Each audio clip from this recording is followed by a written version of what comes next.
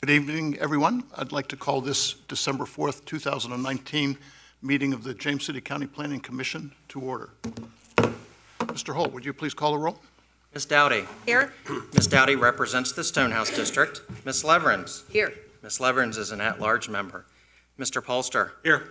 Mr. Polster represents the Jamestown District. Mr. Schmidt. Here. Mr. Schmidt represents the Roberts District. Mr. O'Connor, who is an at-large member, could not be with us this evening. Mr. Kropp. Here. Mr. Kropp represents the Powhatan District and is this year's vice chair. Mr. Haldeman. Here. Mr. Haldeman represents the Berkeley District and is this year's chair. I'm Paul Holt, Director of Community Development and Planning for the county. Sitting to my left is Mr. Max Halavin, our Deputy County Attorney. Mr. Chairman, we have a quorum. Thank you. We now have time for public comments. This is an opportunity for anyone to speak to a subject that is not subject to a public hearing tonight. Speakers are limited to 3 minutes. We don't have any speaker cards. Would anybody like to address the commission? Seeing none, we'll move on to reports of the commission. A development review, Mr. Polster. Thank you. The Development Review Committee met at 4 p.m. on 20 November 2019. Committee members present were Jack Holloman, Danny Schmidt, Odessa Dowdy, and Frank Holster. Staff members present were Ellen Cook, Senior Planner, Brett Meadows, Planner, Katie Pelletier, Planner, Jose Morgado, Stormwater, and Mr. Alistair Perkins from the James City County Park and Recreation. Site Plan 19-0101 Chickahominy Riverfront Park RV and Boat Storage Area SP Amendment. Mr. Alistair Perkinson, James City County Park and Recreation, was seeking to relocate the RV boat storage to a larger area south of its current location to allow for additional revenue to the park and provide better service to patrons via a boathouse area expansion. The proposed RV boat storage will be approximately 400 by 140 square feet and store up to 50 large RV/boats. The SUB condition, number 7, requires that both the planning director and the DRC need to approve the removal of trees on the property. The Development Review Committee had previously approved a conceptual plan proposing the relocation of the RV boat storage to the site represented in this site plan, SP 19-0101, on June 2018. Ms. Dowdy asked a question concerning what appeared to be a dual siting of proposed RV boat storage site and the water treatment plant as depicted in the proposed update to the approved 209 master plan shown in the updated Shaping Our Shores document. Mr. Allison Perkinson stated that the proposed siting of the RV boat storage area was a temporary solution and would be moved to the location on the proposed updated 209 master plan if the water treatment plant was required. Further discussion indicated that the RV boat storage area on the proposed updated 209 master plan would require the reprogramming or the programming of a CIP project to build a road to its final location. The temporary location of the RV boat storage area allows a time for the programming of the CIP project and at the same affords the programmed boathouse area expansion to proceed in the near future. The DRC voted 4-0 to approve the site plan amendment for the removal of trees for the RV and boat storage area. The DRC adjourned to its next meeting on 18 December 2019 at 4 p.m.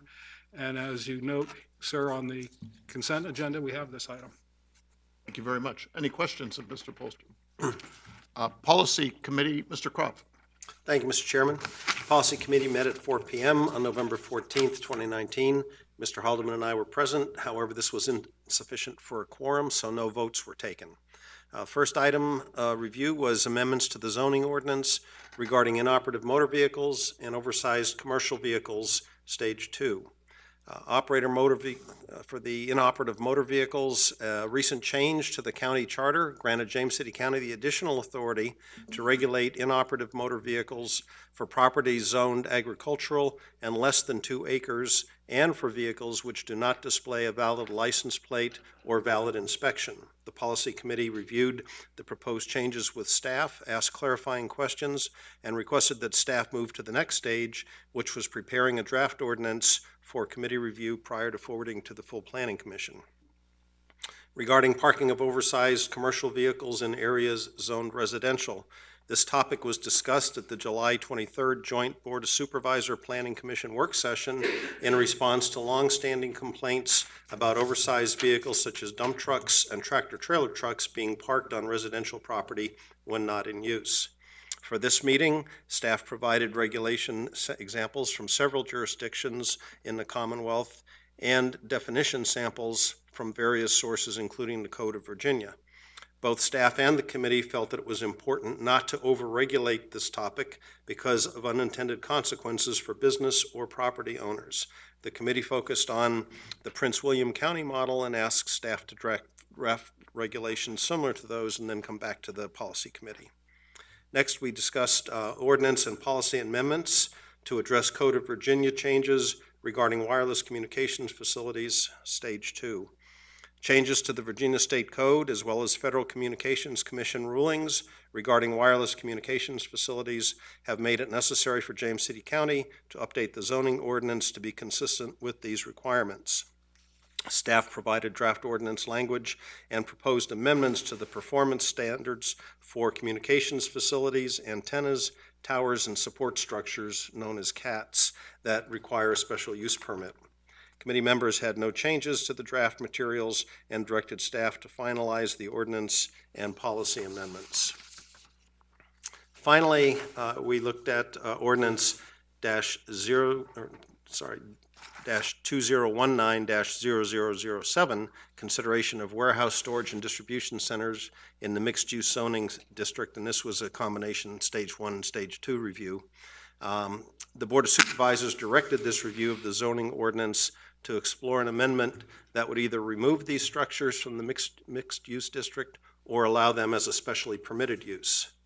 The statement of intent for the mixed-use district indicates that districts may include residential, commercial, industrial with a focus on light industrial, office, and other non-residential uses.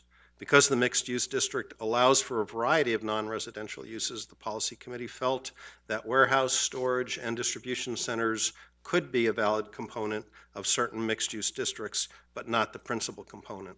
Staff was asked to amend the ordinance to allow these structures as a specially permitted use and return to the policy committee at a future meeting. That concludes my report, Mr. Chairman. Thank you, Mr. Cope. Any questions?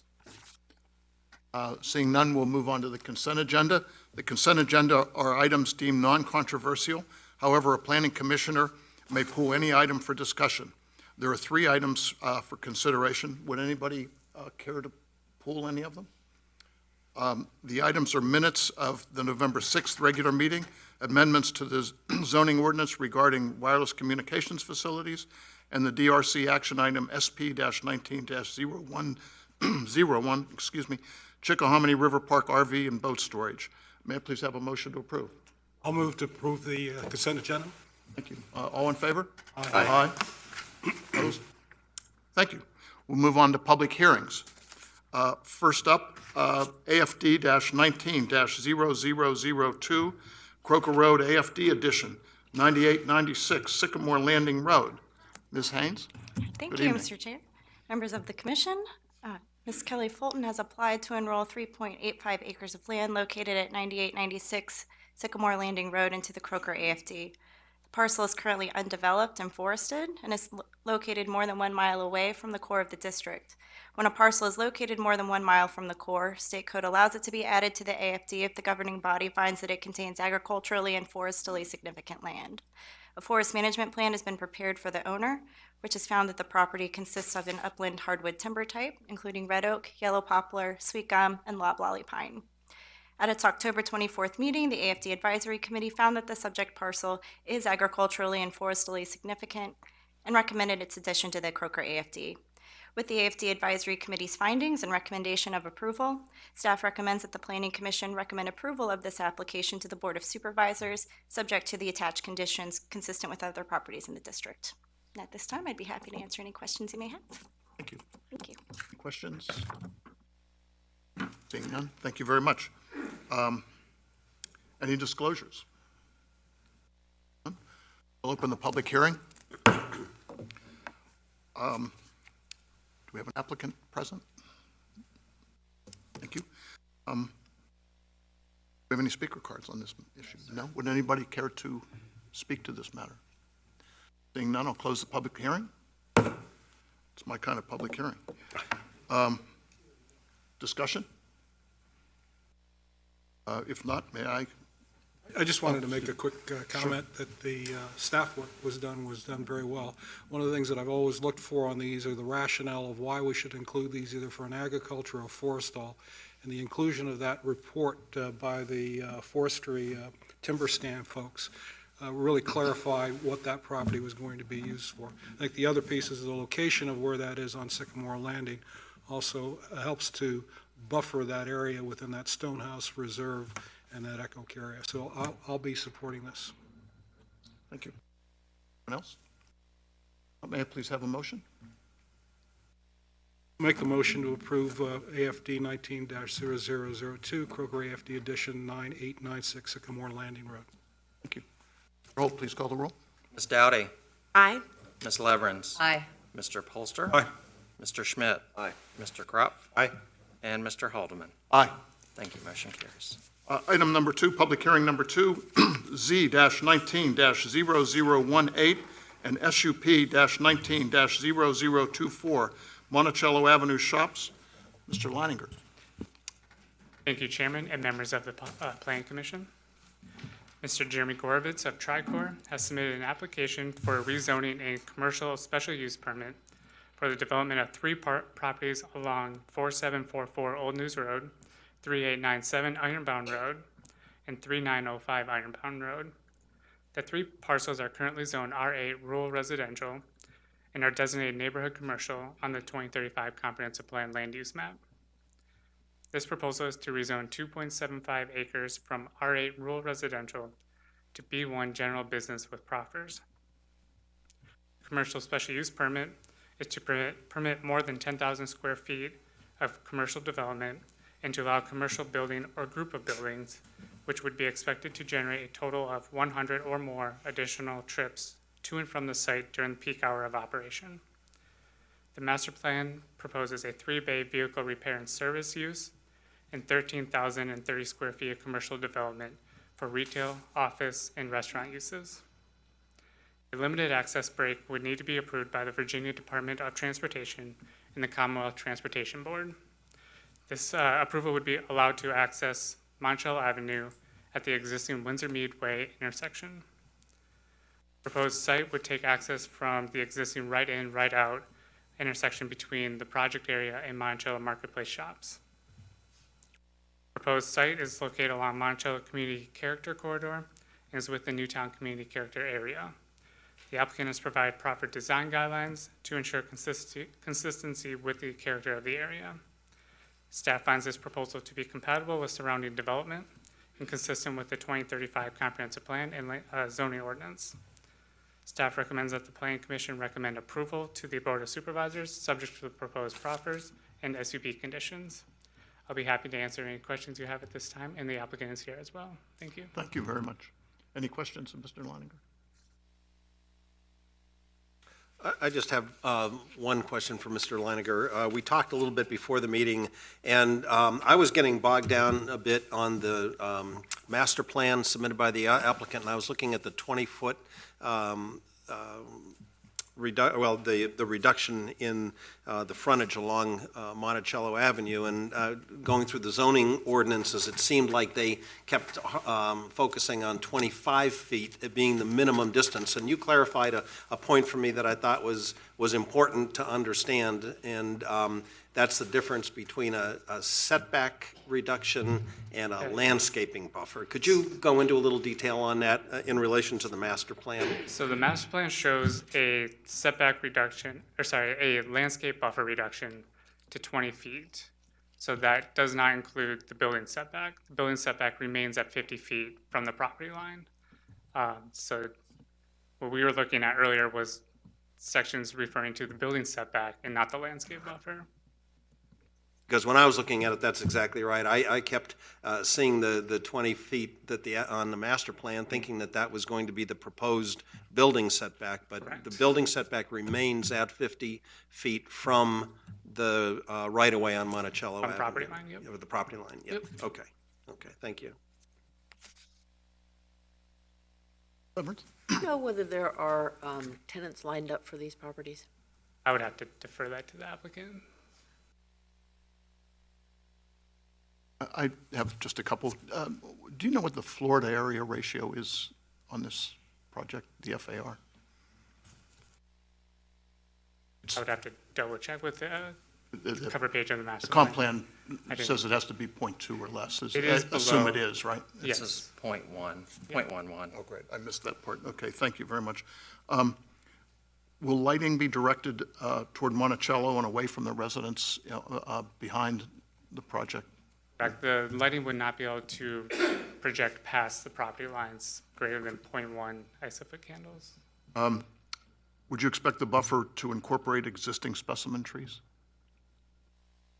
I would have to defer to the applicant. I think the applicant just answered. Thank you. And would it be possible to extend Old News Road through to Ironbound? So it's, So I think the short answer is no. There were previous actions by the board and by VDOT to abandon that as right-of-way.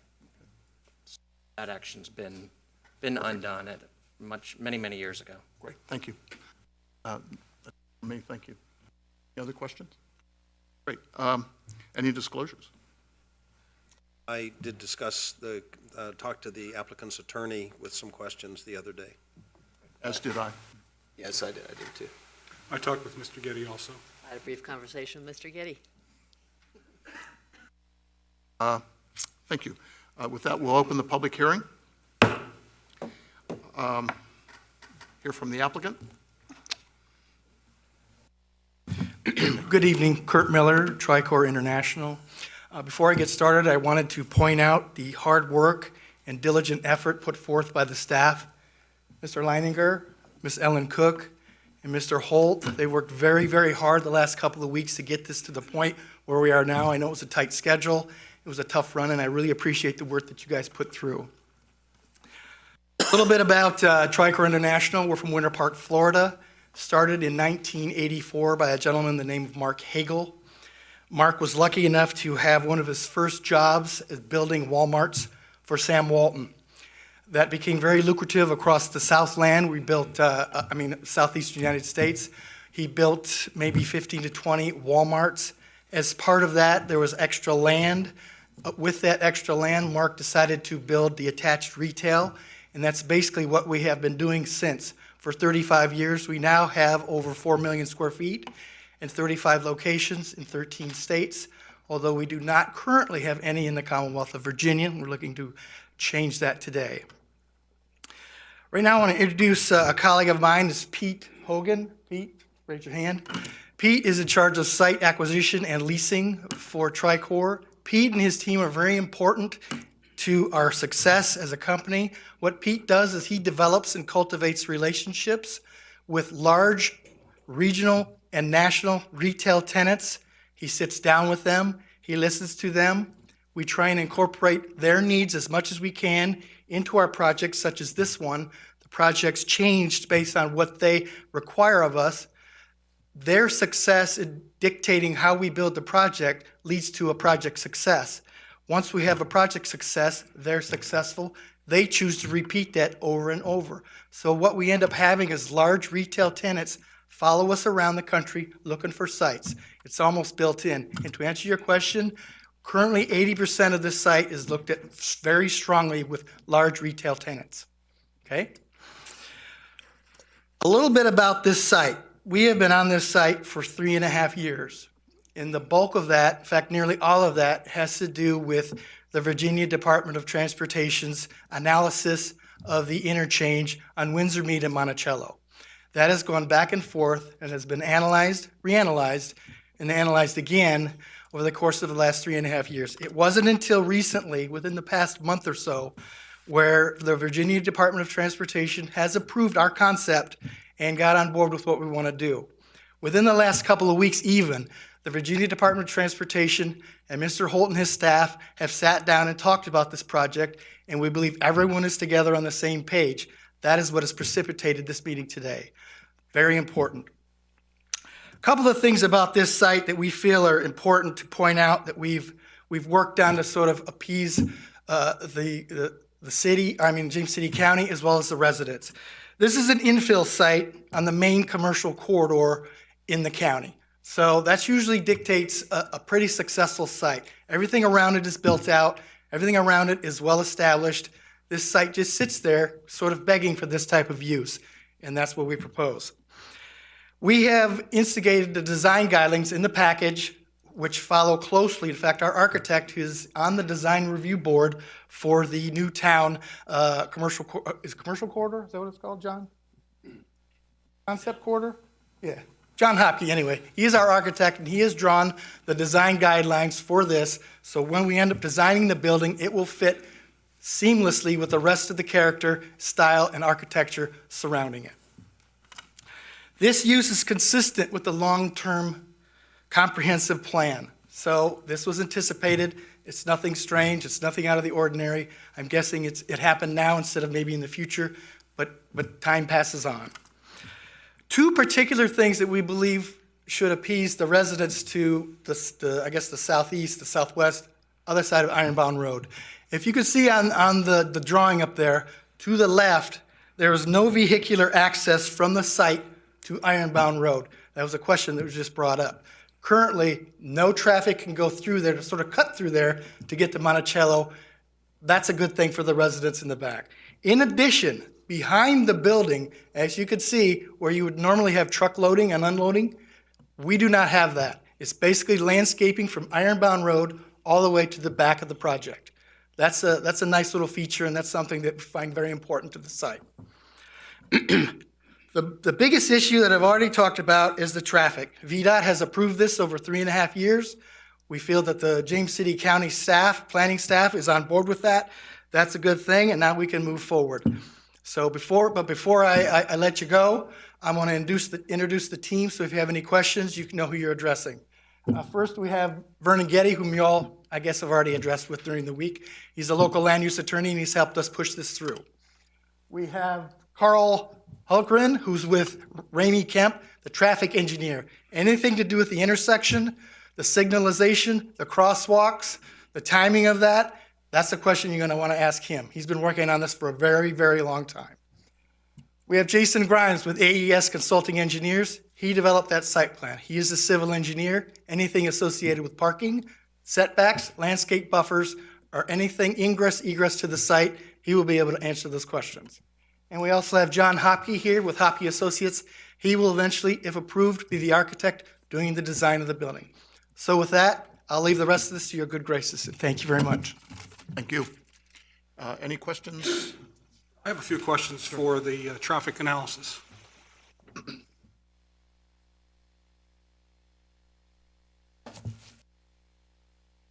Evening. Yes, good evening. How are you?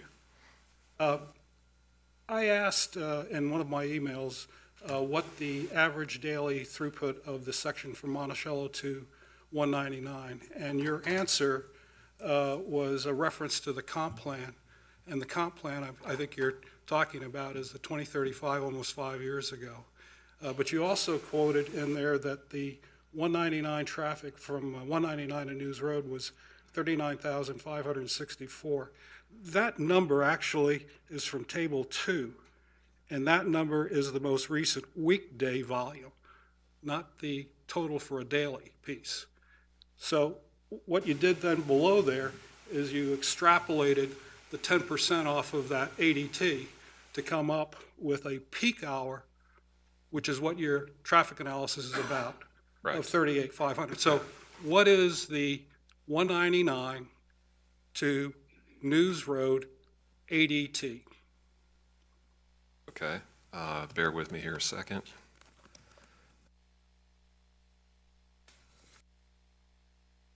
Between the interchange and Windsor Meadway, No, News Road. between News Road, okay. It's roughly 38,000 cars per day, closer to the interchange, and then closer to News Road, it drops as you move away from the interchange to roughly 31,000 cars a day on the News Road side. Right, so I'm still looking for the average of that length of road. Okay, well then, the average of those two numbers would be roughly 35,000 cars per day. Okay. When I looked at the VDOT traffic volume GIS database, which has of January 1st to 18, it showed 37,000 vehicles per day, Okay. and it showed a weekly average of 40,000. Would you disagree with those numbers if they came from the VDOT folks? They sound reasonable. All right, so the second point is you all have advocated that the TIA has been approved by the VDOT folks. Correct. But the scope of that TIA that was approved was about peak hours, and it was the ingress, egress of where you had proposed on Windsor Mead. Is that correct? Yes, the traffic study included the intersection of, that you see there, Monticello and Windsor Mead, as well as the interchange and then the next two signals to the west, all the way to News Road. Right, so what the VDOT guys approved was that scheme and how you did the traffic lights. Is that correct? Yes, yeah, VDOT approved the study. And so nobody looked at the impact from 199 to Monticello, or from News Road up to the interchange of 199 then. So we don't have an assessment of what the impact is of that outside of your PM peak, which then says you're going to add 1,774 vehicles to that if approved. Is that correct? No, I would say we have studied that segment of road from the interchange all the way to News Road in the study. We studied the PM peak hour, which is what we typically do. That's the busiest time of the day, and that's what VDOT and staff requires, that we look at the I'll peak come back time. to this later on because I want to make sure that I'm comparing apples to apples and oranges to oranges. Okay, And so I want to be talking about later on about the forecast for that road, which is what this, you took out of table 2, where the forecast for 2034 was going to be 45,000 vehicles from News Road to 199. And I'm trying to understand how this project and your TIA is going to mitigate that. You don't need to answer that now. We'll come back to that in the discussion. But Okay. that's my issue, okay, okay? It was a narrow TIA, didn't consider it overall or over time. And it's hard for me to judge this application based on this narrow view of your TIA. I can tell you, and we do traffic studies all over the southeast, and this one is in line with what we typically do. We look at the I don't the doubt build that. up. I don't Yeah. doubt it, but it has a very narrow scope and time frame. What you were looking at for your final results was a build-out at 2020 with no relationship on the traffic impacts beyond that date. Correct. We're looking at the build-out year of our Right. site, which is what is required. That is my issue about the Okay. future impact on that road beyond 2020. And if you can tell me about what you think that's going to be to help me understand that, I'd appreciate that. Okay. We didn't analyze beyond build-out of our site, but traffic volumes do generally grow over time, and I'd expect the traffic volumes to grow on Monticello as well over time, after 2020 to whatever year you want to look at.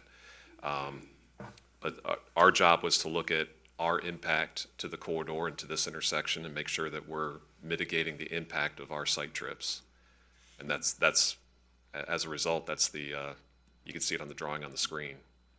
And getting to the point beyond 2020, and the table that you quoted out of the comprehensive plan, we're talking about a 2034 peak hour level at a service level of F. And so I would agree with you, there's going to be an increase on traffic on that, just as you said. And I'm just hard pressed to understand how a service level of F with what you're planning to mitigate is going to help us beyond 2020. Can you help me with that? That's a difficult question. Generally speaking, if you're looking that far into the future and you're looking at regional traffic growth, that's generally the responsibility of, the NPO, the planners, the VDOT in this area in terms of long-range planning and putting in, funding and designing long-term improvements. That's correct. And from the Chapter 12, the transportation plan of the 2035 comp plan that you referenced, there are at least 2 projects to mitigate that traffic that we're talking about as an F. And one of them was a News Road turnout and an ironbound turnout. at $3,750,000 that was completed in 2016. The other project that was completed to mitigate the traffic along Monticello from Ironbound all the way to News Road was to synchronize the lights. Any mitigation has been done based on that planning of the comp plan. And in talking with the local VDOT folks here, there is nothing else in the future to mitigate traffic congestion on that road except for one, and that is not to allow any more development and traffic onto the road. So the county has done everything that it needed to do to mitigate the future traffic of it. And I'm sure it won't surprise you that there is about a 40% increase in traffic, households, and population in the next 10 years on this road. Holster, Okay. this is for questions, and the That's the question. discussion comes later. Okay, Thank thank you very much. Can I follow up a little bit on the traffic impact? I know that I'm assuming that what you did when you computed the net increase in traffic volume for your project alone, you're assuming that there's normal traffic, 1,000 cars an hour, or whatever it would be, up and down Monticello Road, regardless of whether your project is there or not. And then if this is approved and built out, you're estimating about 532 additional vehicles strictly for this particular Shops at Monticello project. Is that correct? Correct. And let me go back. I should have introduced myself before. I'm Carl Holtgren with Ramey Kemp and Associates, traffic engineers out of Richmond. And to answer your question, when we did the traffic study, we sent someone to the intersection to count the number of cars turning left, going through, turning right, making all the movements, and then we grow that traffic to the build-out year. And we analyze that as the no-build, what we call the no-build condition, and then we add our site trips into the intersection and then determine what needs to be done. And the number you quoted is correct. It's projected to be 532 vehicles in and 532 vehicles out during a 24-hour period, during all day. And I guess one of my questions is how you differentiate, and I'm sure there's a formula, but how you differentiate that these are 532 people who normally wouldn't be traversing that area of Monticello, but because of your project, they will. Could you, in layman's terms, give me an idea of how you come up with that? Sure, absolutely. So there's an organization called Institute of Transportation Engineers, ITE for short, and they've done traffic counts all over the country over 30 plus years of similar type developments and counted how many cars actually come in and out during the morning peak hour, the PM peak hour, during all day. And they've developed a database of trip rates for all the different types of land uses. So they have one for the car service station. They've got a set of trip rates for that, which is based on how many service bays there are. And then for retail developments, whether it's retail or restaurants or whatever the case may be, they have published different trip rates for those uses.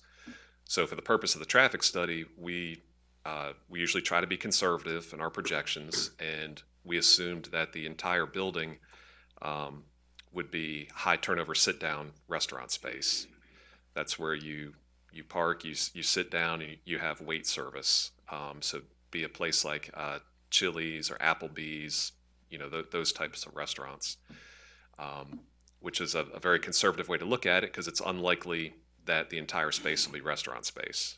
There will probably be some retail space mixed into the building that maybe they don't even open until 10 a.m. and would have lower trip rates than a restaurant would.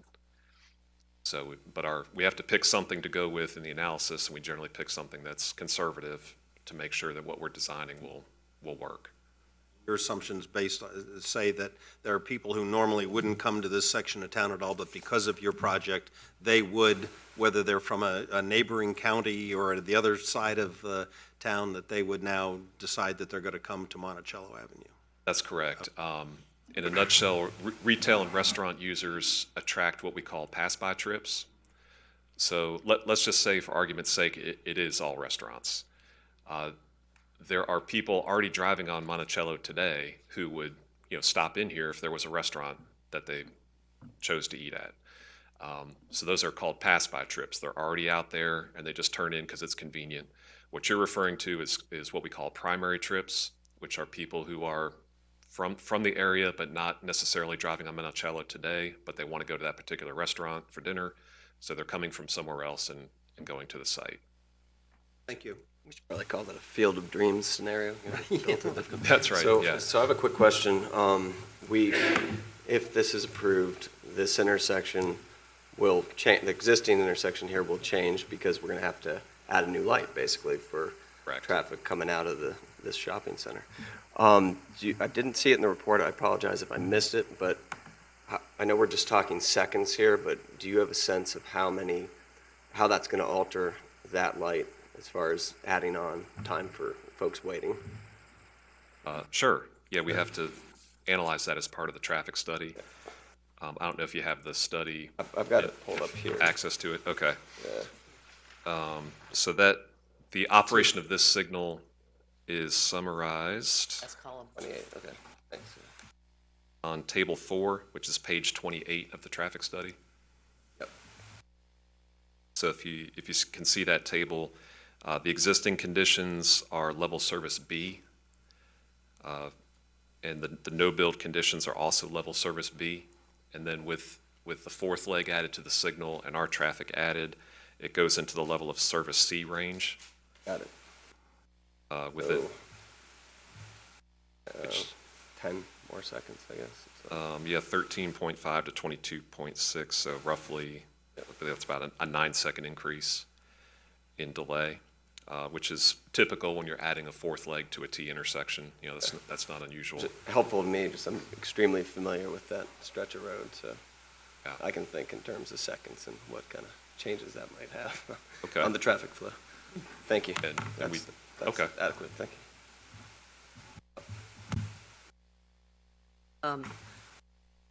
Do I assume correctly that the build 2020 conditions include the traffic improvements? Yes, yes, absolutely. The no-build does not, the build scenario does. Turn lanes and Right. Questions of the applicant? Not for the traffic, but for the landscaping. Thank you very much. Okay, thank you. Question for the landscaper?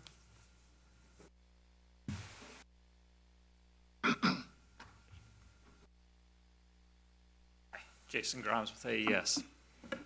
When I look at this conceptual diagram, the green area that's in front of the property there looks like there is something being done with it.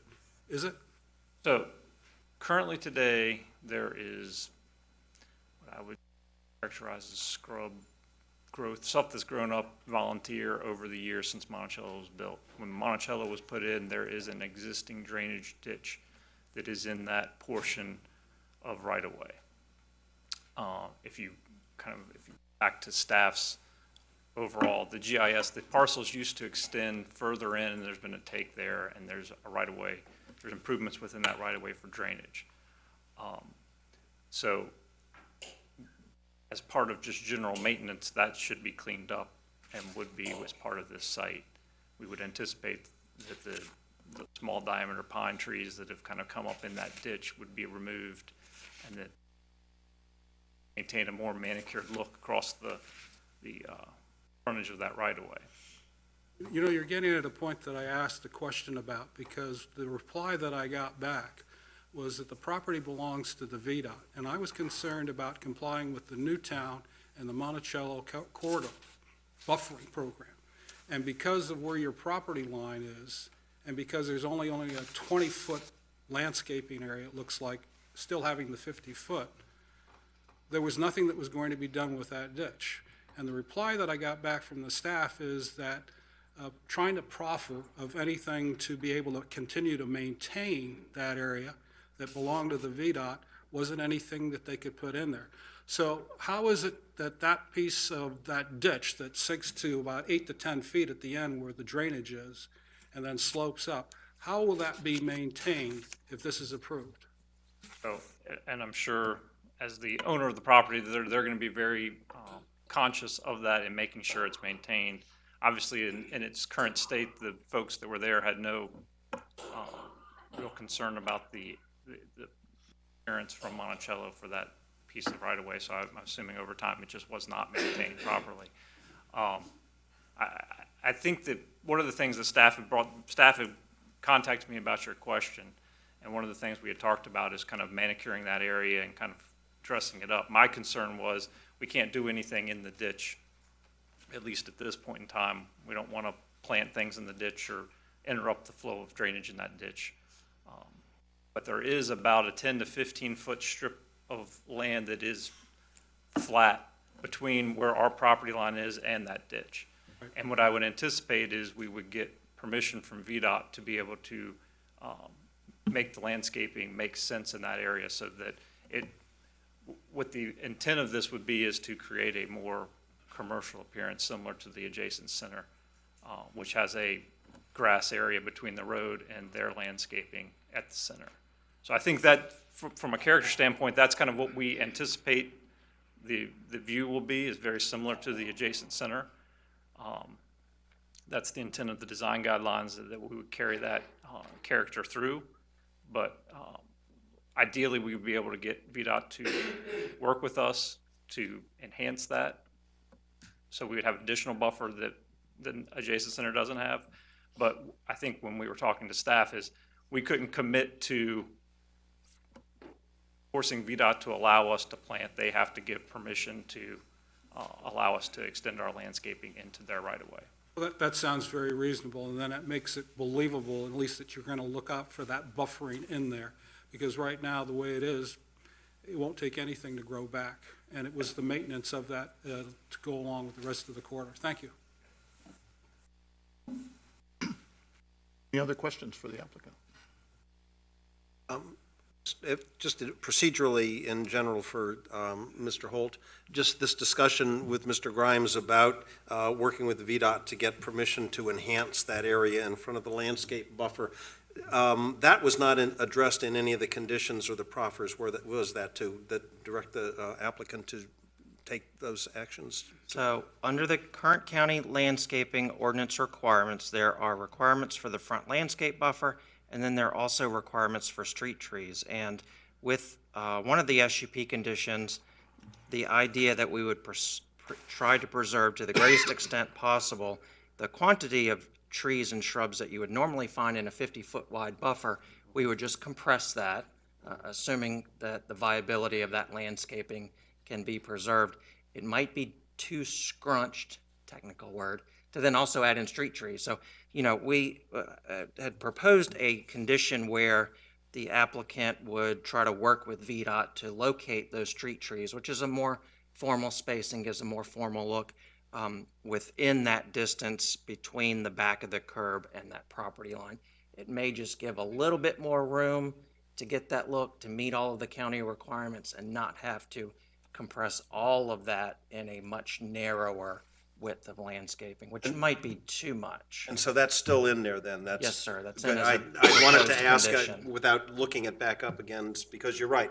If you compress landscaping into what should be in a 30-foot wide buffer into a 20-foot wide, a lot of the plants will die out because they're overcrowded. And that defeats the purpose of having the more intense landscaping. Okay, thanks for the clarification. So the applicant is tasked, if this is recommended for approval, to continue working with VDOT. Yes, sir. And as far as the normal process and procedure goes, that would occur if this application were approved. That would occur, and those details and those conversations with VDOT would happen at the site plan stage of the development. Any other questions? If not, we have time now for public comment. Speakers are permitted to speak for 5 minutes. Please give your name and address. We have several speaker cards. First up is, oh, sorry, thank you. Okay. Is Mr. Leonard Sasaki. Did I pronounce that properly? Thank you.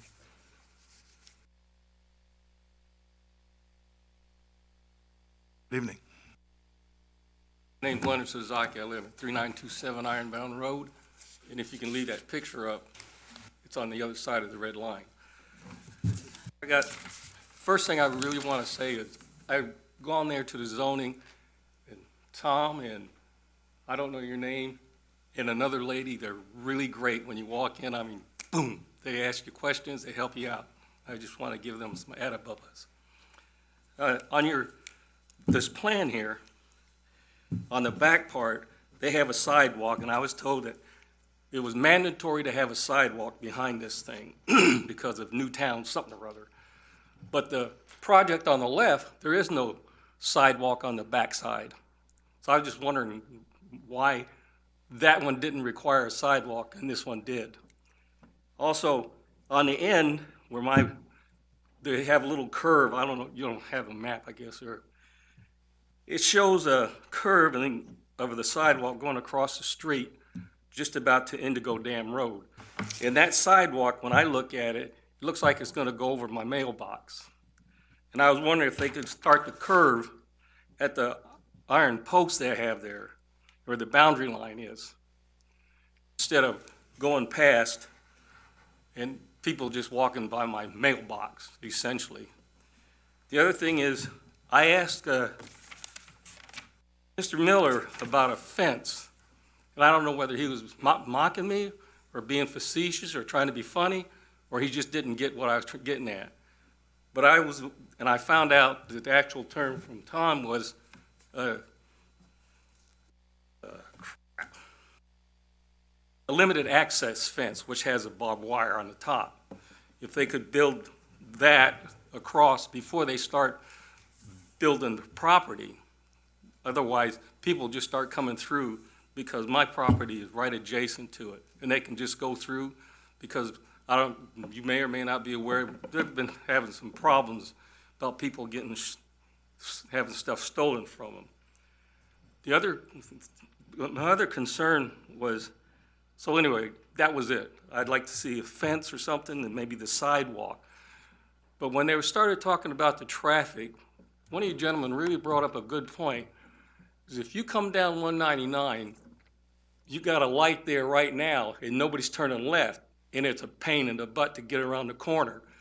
If you have a light there, what are you going to do with the people that want to walk across there? Because I don't see a plan where they're going to have a sidewalk running all the way across the front, because the sidewalk goes right now all the way down on the front side. I don't see how you can, keep the pedestrian from getting whacked trying to walk across the front. I think that's about all I can wing out right now. Thank you very much. Thank you. Next speaker is Gary Hardison, Cray Hardison, excuse me.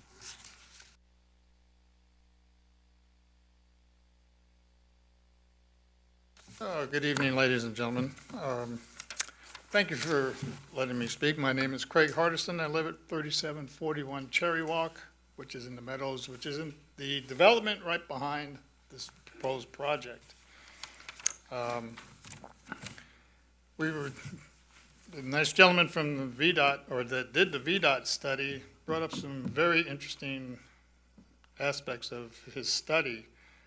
But I'm just wondering, when was that study done? And as you mentioned, and thank you very much, you did your homework. The number of cars is going to increase significantly.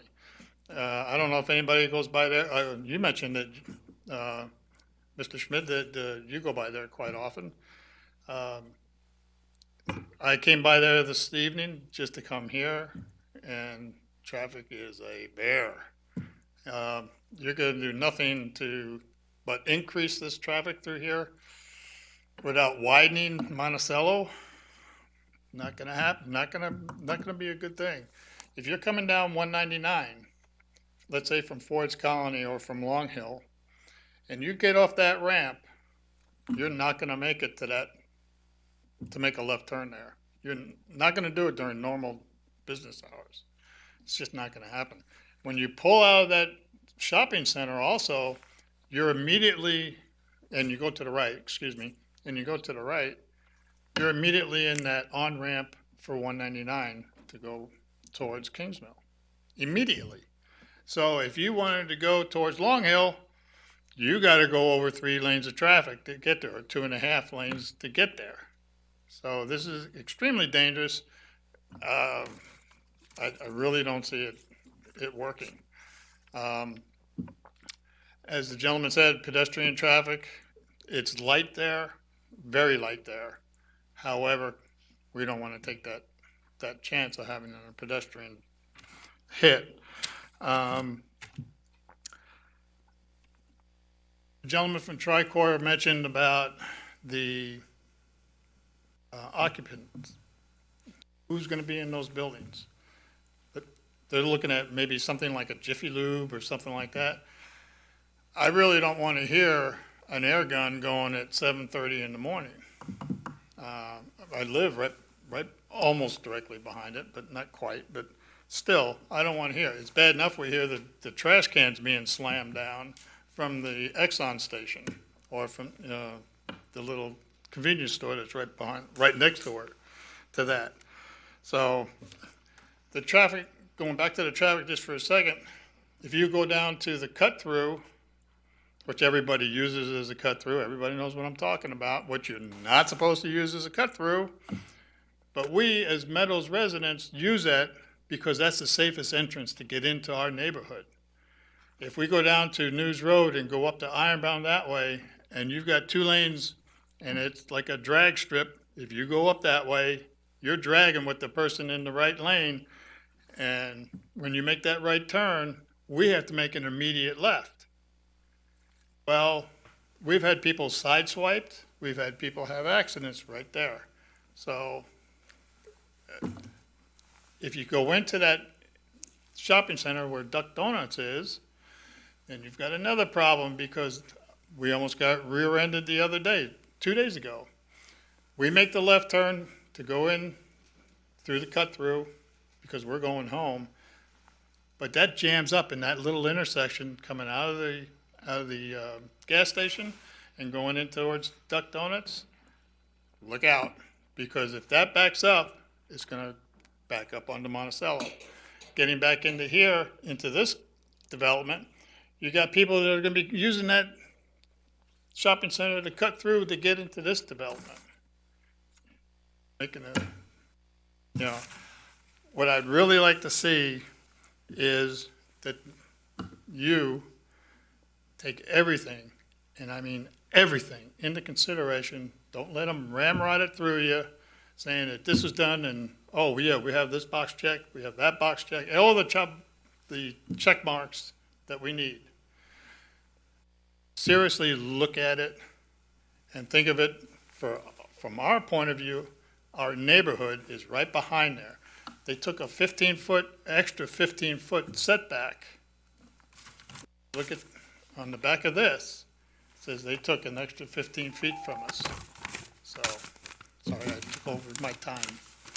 Appreciate you. Thank you. Next, we have Mr. Richard Tisdale. Hi, good evening. My name is Richard Tisdale. I'm at 209 Governor Edward Knott Court here in Williamsburg. I'm here to represent 400-plus people who have signed a petition who oppose this rezoning. We oppose this rezoning for the following reasons. The Monticello Community Character Corridor is currently overburdened with traffic, resulting in unsafe conditions and reduction in quality of life for anybody who has to travel it, as you mentioned. James City County has much underutilized commercial space and should look to commercial redevelopment first, as stated in the 2015 comprehensive plan. Because of that, I believe this is inconsistent with the comprehensive plan to approve this rezoning. An important factor to consider when reviewing this zoning change request is historical crash data for that area. If you review data provided through the DMV Now website, you'll find that this Monticello corridor is one of the highest in the county for traffic accidents.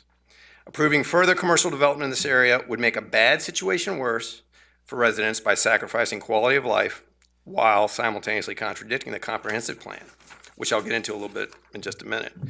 As anybody who drives through that part of the county will tell you, there's a high volume of traffic and significant travel delay as it stands right now. Adding more shops and creating a new flow of traffic that includes an altered stoplight pattern to allow for entry into the new shopping area will become a burden for those who travel that road daily. Traffic already backs up through the intersection of 199 daily, causing travelers exiting 199 to wait on the off-ramp through several light cycles before traffic can move forward. On page 144 of the comprehensive plan, under section entitled Monticello Avenue, Route 321, quote, "The addition of new traffic signals is discouraged," unquote. Further, on page 184 of the comprehensive plan, quote, "Commercial uses, and particularly neighborhood commercial areas, will have a limited impact on adjacent residential areas, especially in terms of visible parking areas, lighting, signage, traffic, odor, noise, and hours of operation," unquote. It's convenient that Carl Holtgren's here tonight. I have an email from Ben Holmberg at VDOT, February 2017, to Carl. Quote, "There are a few," this is from VDOT, a traffic engineer, "There are a few critical issues which I did not bring up before, such as the queuing length backing up even further into the Route 199 SPUI interchange, and critical issues with intersection turning movements. These are issues that would be difficult to resolve for this entrance to be allowed," unquote. That's from a VDOT traffic engineer. So maybe those have been resolved. I'd be interested to find out what issues would have been resolved in order for this entrance to be allowed. The latest comprehensive plan states that 59% of county residents either strongly agree or somewhat agree that it's important to have less development in the county. As a small business owner, I am not against Tricor building in an area of the county currently designated as general business. But what Tricor is seeking is a change to an area zoned rural residential and is adjacent to homes along Ironbound Road in an area already overburdened with traffic. The County Geographic Information System lists over 9,500 acres of the county, which is currently zoned as one of the 6 business districts available for development. Page 158 of the comprehensive plan, quote, "Another important consideration in analyzing commercial capacity is the efficient use of commercial land through redevelopment, existing structure reuse, and increased percent capacity and infill techniques. Commercial redevelopment is an important goal," unquote. Allowing the rezoning of this area from rural residential for commercial development is a contradiction of that statement.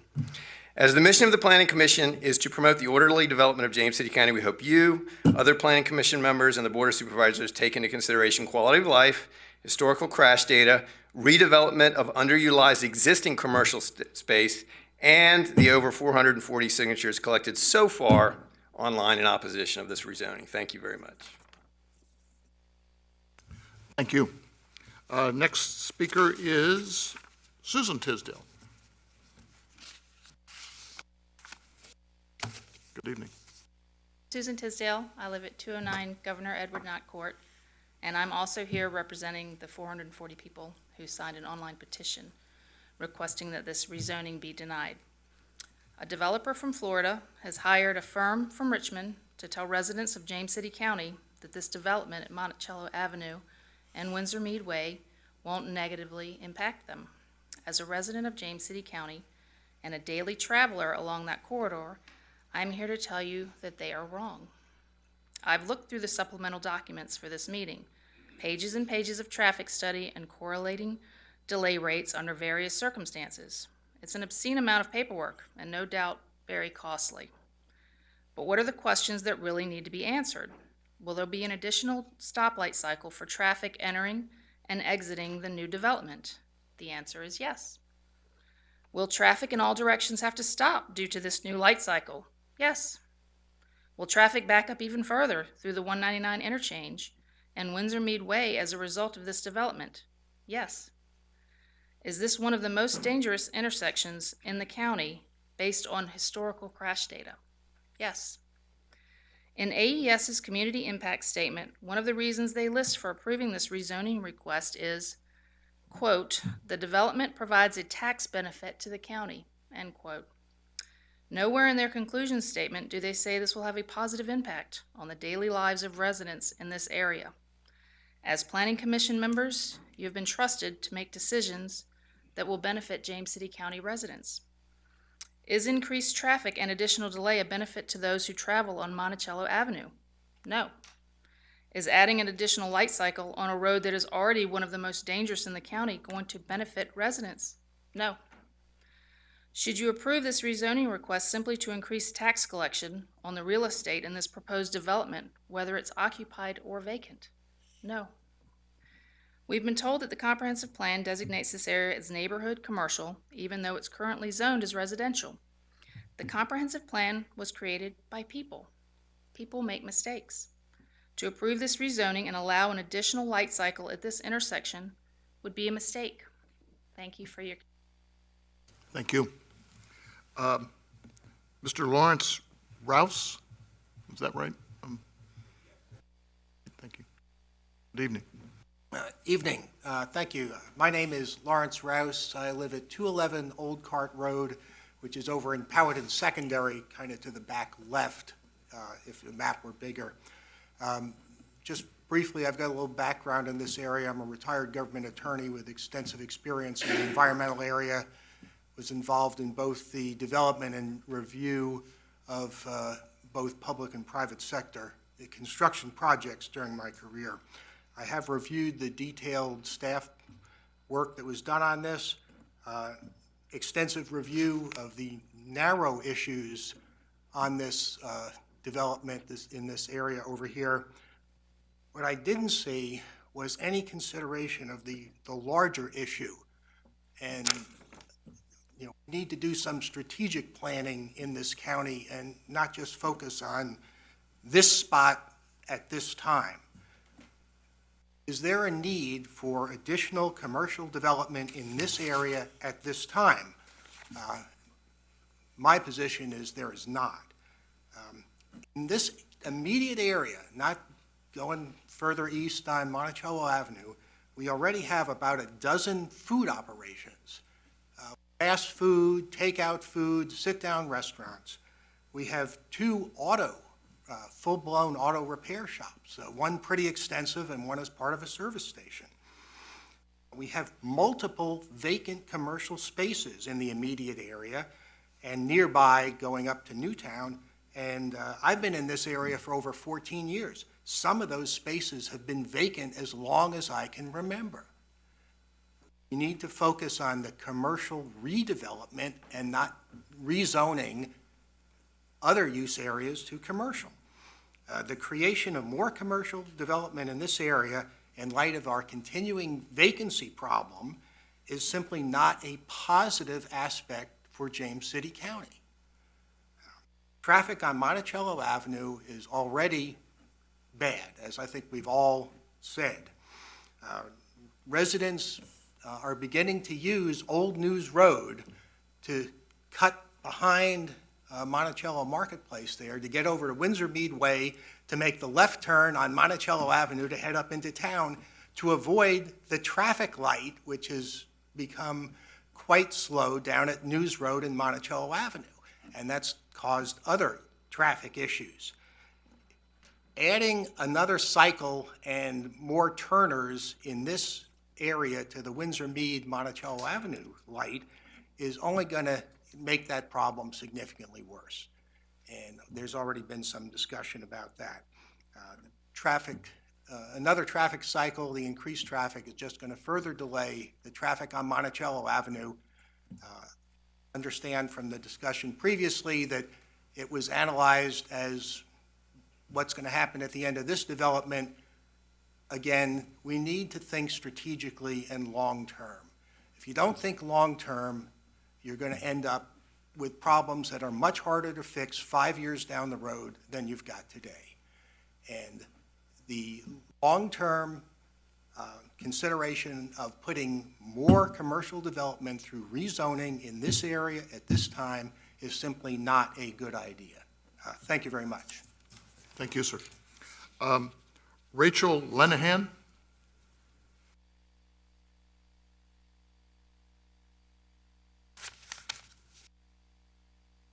Good evening. Thank you for your time. I'm Rachel Lenahan. I live at 136 Sharps Road, and that's also in the Meadows right behind this project. I am probably going to repeat a lot of things that have already been said tonight, but I feel it's important to. The traffic on Monticello as it stands right now is extremely congested. I travel it every day heading towards Newtown, and every day seems to be more backed up and more backed up. the starting and stopping already on Monticello is dangerous. If you're not totally focused on what you're doing, it's easy to have to slam on your brakes, and cars are too close to each other. It's already a congestion mess as it is. The empty buildings that we currently have in our area are countless. We have Settlers Market, we have Monticello Marketplace, we have Newtown, and stores and businesses come in, they stay for a short time, and they leave. And whatever the reason is for that, it is unimportant. What is most important is that we already have substantial commercial space in Williamsburg. And with all due respect to the project and to those who developed it, Williamsburg is not suited for this. Williamsburg is known as a quaint town, and with all this development that we have going, we're slowly building ourselves into a Newport News or even a Richmond, and that's not what Williamsburg is about. I know that many residents feel the same way. We want to have that quaint, small town feel, and the more we develop, the more we get away from that. And the green space that this parcel of land has right now is, along Monticello, a rarity. We don't have much green space between this part of town and the meadows and Newtown. It's been developed, and we have very little green space left. It's nice to look at. It's a good thing to have in our community. So I just ask that you vote against this and keep the residents in mind first, that especially those that live right behind this development with the increased traffic that we would have to face, as well as the removal of the green space, that you consider that in your decision. Thank you. Thank you. Bob Myers.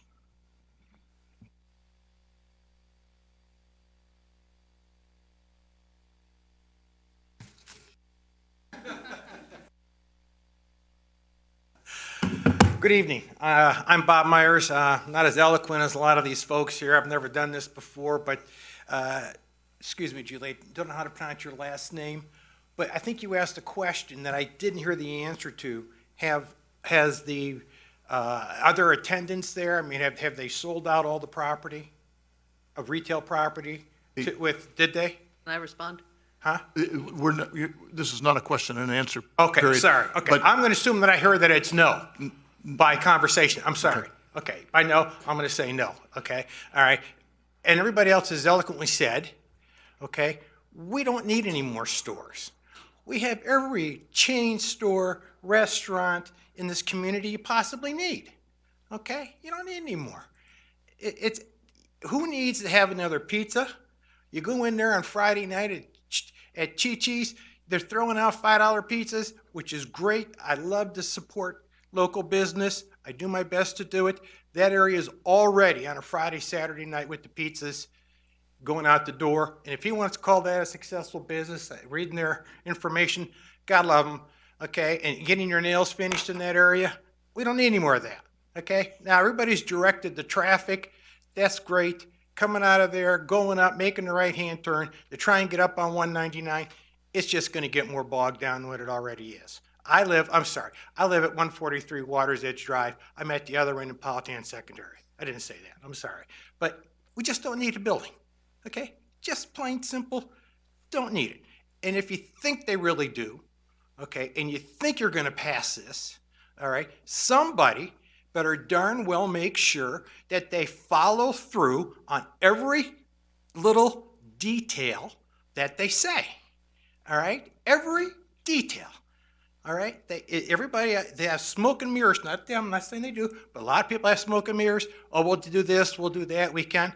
They just don't. You got to follow through, all right? Thank you. We just don't need it. Thank you. Thank you. Judith Collard? I hope I didn't state your name. Like the Greens. Okay. Hi, I'm Judith Collard, and I live at 3717 Shackleton Lane, and that's way at the end of Milden, and I was there, been there for over 21 years now, one of the first ones in Part 2, when Iron Brown went all the way through, and there was no 199. So I really want to bring to your mind, which other people have done, the traffic accidents on this area of the road. Tonight before I came, I ran a quick on the treadsvirginia.gov, and on the intersection of Ironbound and Windsor Mead, there have been 31 accidents there this year that have been reported to either James City County Police or the state police have been in. That does not include the accidents coming on and on off 199. That, if they can't decide to go right or left coming out of Windsor Mead without, having that many accidents, it's scary.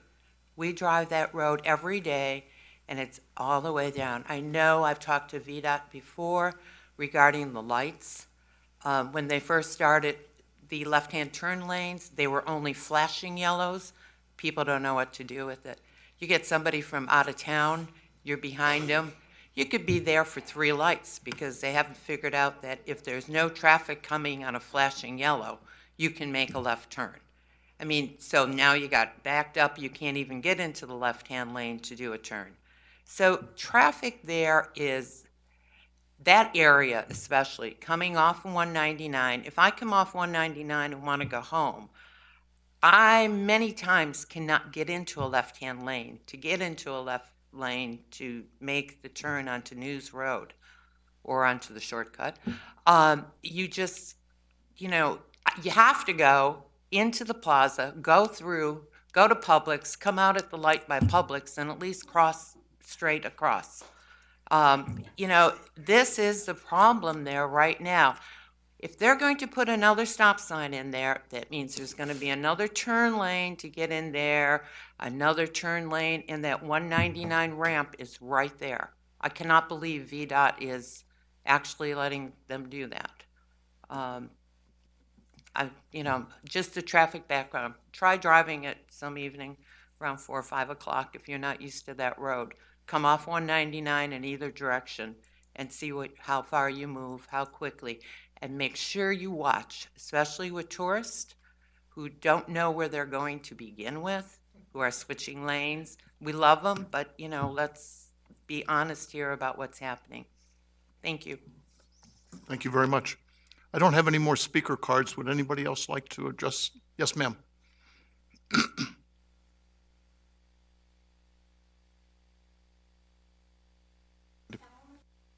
I also live on Cherry Walk, 3741. As my other half spoke earlier, Craig Hardison, it is very, very difficult to get home. If you have gone up to Lowe's or Home Depot and you're on 199 and you come back down onto Monticello, you have to get the middle lane to the left lane to make a left turn. We can't do it most of the time. We've resorted to turning up to go to Tuesdays and coming in the front of Publix and then coming back down so we can get across. And even then, you cross over and cars are turning in to maybe go to Duck Donuts or the battery place or this or that, and you can't get anywhere. You're stopped there because someone's making a turn there, someone's coming out or going into the gas station. It is very dangerous. I can tell you that one night I thought we were being invaded. There was a helicopter flying overhead, and I thought, what is going on out there? He was looking for a place to land because he was a medevac, because there was such a bad accident, and I believe that ended up in a fatality. It is not over-exaggerating to say that we can hear the fire engines, the police cars, the ambulances at least 5-6 times a day, easily, maybe more. It is so detrimental not to do this project. Someone else is going to die at that intersection. We had the near miss just 2 days ago. We have someone else who just came up the road there by Kidsburg and made the right-hand turn to come into the neighborhood at that intersection, and someone sideswiped her, the whole side of her brand-new car. Now, that's another project, that 2-lane there. I know people that moved out of the neighborhood because of it. I came here in 98, 99, and 199 was just being finished. And what was done to Ironbound and whatnot. These poor people that live there, right on the highway, They're going to have a shopping center come up the side of their yard. How? Why? Cold Stone Creamery is gone. I could name over and over the amount of stores that have come and gone and sit empty. We need to fill in all those empty stores first. I don't understand why, you told me at the last meeting that I went to in Newtown that people want little box stores, not big box stores anymore. I don't care. Ma'am, we need you on the microphone. Okay. Do they live here? It doesn't matter what they want. You're from Florida, and like she so nicely said, much nicer than I am saying, that why let people from Florida and Richmond make decisions for Jamestown? I moved here from New Jersey. I was hoping for a very nice retirement here. I came here, at first I didn't want to tell people where I was from because they would think, oh, yeah, Jersey, a Jersey girl, yeah. I didn't want them. I wanted them to know me first. I wanted them to see that I came to give to the community, and we have. Now, we're not even feeling the effects of what has been developed up at the top there where the hospital used to sit and across from Earth Fair. Wait till that all trickles down. I mean, this area has changed so much. We are becoming a Newport News, and I didn't buy a home in Newport News. I left here for 4 years because it was getting so congested, and I came back after Newtown was put in. I cannot believe what Monticello has turned into, and we want to make it worse. We can't afford to do that. We have too many families, too many good reasons not to. I please beg you to think of all of that, and foremost, safety. Safety would be foremost. Thank you very much for your time. Thank you. Would anybody else like to address the commission on this matter? Yes, sir. Or ma'am, excuse me.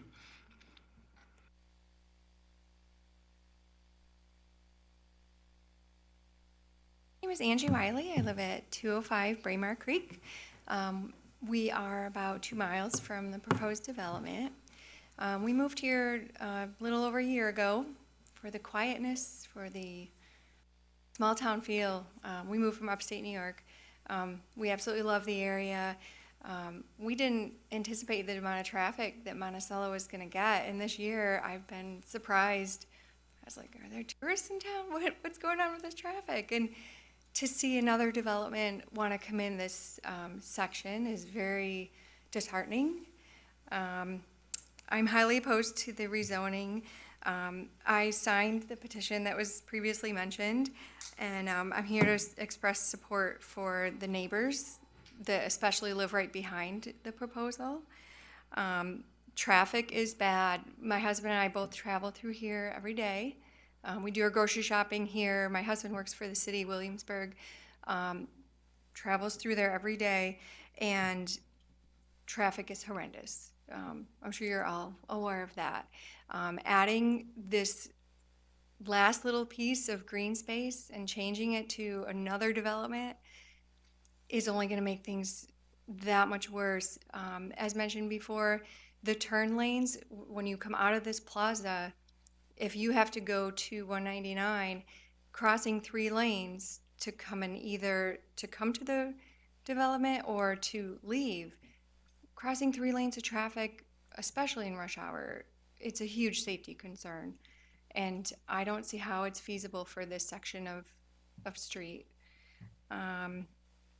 Again, the recent surveys that have been done in the community, I know a lot of residents are concerned about overdevelopment and preserving green space, preserving the quietness, that we have. I was shocked to hear how many thousands of cars even travel through there now. I'm just pleading with you to deny this proposal. Let's leave some green space, whatever little bit is left on Monticello, and there's enough there. It's really not necessary for the residents nearby, for all those who travel through there. It's a safety concern, and we just don't need it. Thank you. Thank you. Anybody else like to speak to this? Yes, ma'am.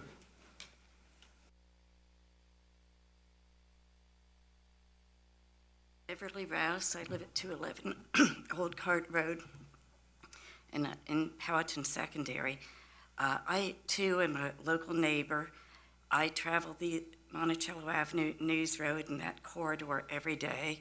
What my husband stated earlier about Powhatan Secondary residents and Ford's Colony residents traveling by Old News Road to get over to Windsor Mead is exactly correct. VDOT has not synchronized the lights going down Monticello in a good way. You stop at virtually every light between News Road and Ironbound Road down near College Woods. I've done this repeatedly day after day. The traffic is horrendous, as other people have said, and what's more important, the location of this development and the need to rezone it is a bad situation. It's located in a bad spot. It's adjacent to 199 entrances and exits.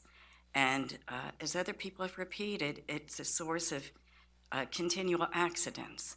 At the time my husband and I moved to this area 15 years ago, they were building the Windsor Mead Shopping Center. And there's virtually nothing between there and College Woods. Now we have Newtown, we have Settlers Market, we have a Methodist church, we have Courthouse Commons, and there are empty vacancies in these places where shops could go in. But there is no need for another auto body shop right near, right here. There are several almost adjacent, and there's no need for another restaurant. There are many within a mile corridor of this location. So thank you very much for your time. Thank you. Anybody else like to speak to this at this time? Yes, sir.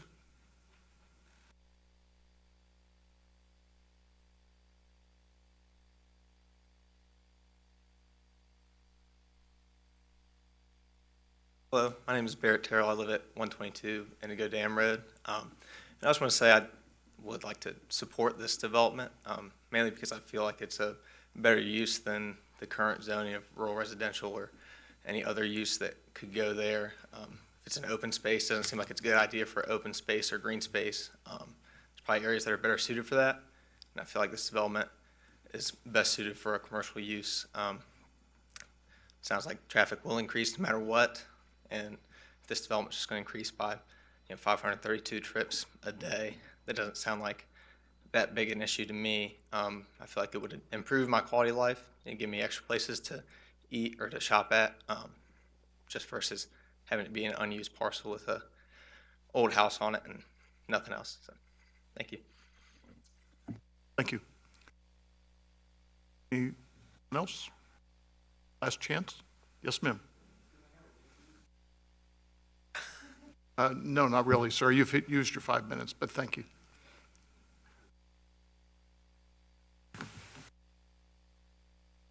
My name is Connie Volkman. I live at 4860 Milden Road. Used to live at 136 Sharps, where she lives. 19 years ago, when my husband started working in Hampton, we moved to Virginia from Delaware. And we looked around Newport News, and we decided we didn't want to live down there.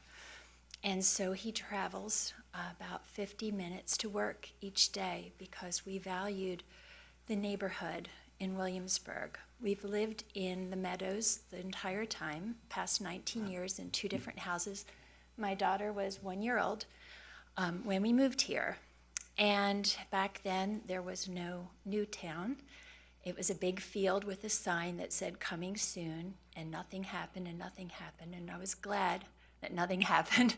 And then all of a sudden the building took off. And I'm just concerned because it looks more and more like Newport News. And nothing, I don't want to criticize Newport News, but as someone said earlier, Williamsburg is a special place. And, it's different. It's not that kind of a neighborhood where, where there are just shopping centers after shopping center. I value the green space, and I value the just the quality of life. So I would appeal to you to consider that. Thank you. Anyone else care to speak to this matter? Seeing none, I'll close the public hearing. And Open it for discussion. I'll kick it off. I took a lot of notes during the public hearing and the presentation, so I'm going to refer to them quite a bit. This application, I think on the plus side, it does support a couple objectives from the comprehensive plan. One is infill development as opposed to encouraging sprawl outside of the area. I also think the applicant has expressed a willingness for enhanced aesthetics with landscaping, with building architecture, and so on and so forth. However, I have some very serious concerns about this application, and the comprehensive plan calling for this parcel to become ultimately neighborhood commercial, I think this particular use is much too intense for the neighborhood commercial that's described in the comprehensive plan. The comp plan talks about having shops that are of a scale and a type of business to serve the residents within the immediate area of the neighborhood commercial section. It says serving residents of the surrounding neighborhoods and the immediate area, whereas this particular project, to me, is geared to bring people from all over the county. If you're bringing in 532 new vehicle trips per day, this is not a neighborhood commercial use. I'm concerned about the addition of the auto complex on the property. There's a similar one across the street that's wedged onto a parcel that doesn't seem to be doing well, and I think this adds to the intensity of the use. I think, I'm concerned about the rezoning from rural residential to neighborhood commercial because I don't think it fully supports neighborhood commercial. The other concerns I have are that even with the traffic impact analysis improvements, the overall level of service will decrease from a B to a C, and most turn movements will operate at a level of service D or E. I'm also bothered by the addition of another stoplight, despite other recommendations saying that you're just by adding signal after signal after signal on a very congested roadway, you're just building driver frustration. You're slowing movements and so on and so forth. And so, for that reason, I won't support this application as presented.